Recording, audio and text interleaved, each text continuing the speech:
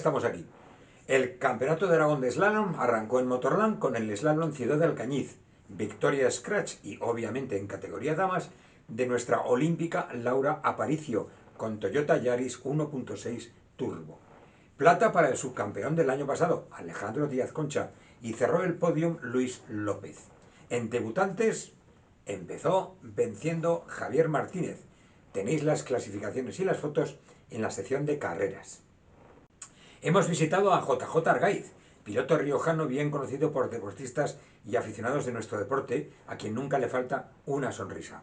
Fue tricampeón de Aragón de rallies y campeón de montaña, allá por los años 90. Lo tenéis en la entrevista que le hicimos en Calahorra. Por lo que concierne al próximo finde, tenemos el sábado el primer autocross de la temporada, el 18º autocross de Utrillas, organizado por la escudería Santa Bárbara. Los horarios los tenéis en la sección de Lo Próximo. El domingo, el curso oficial de rally para OD y OB, organizado por la Osca Motor Club en Saballés, con homologación FADA, en la comarca de La Hoya y muy cerquita de Huesca.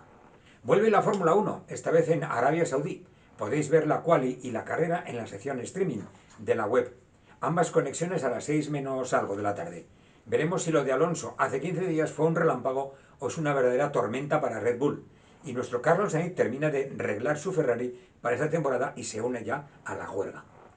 Y algunos de nuestros pilotos de velocidad estarán en el circuito navarro de los Arcos, haciendo test y preparando la carrera del día 1 y 2 de abril. También tenemos la concentración 4x4 en Calamocha, del club 4x4 Calamocha. Y en Teruel, en las instalaciones de Masía Pelarda, Mónica Plaza y David Nadal ofrecen un curso de copilotaje durante este finde. La peli semanal, la que ha ganado los 7 Oscar esta misma semana, todo a la vez y en todas partes.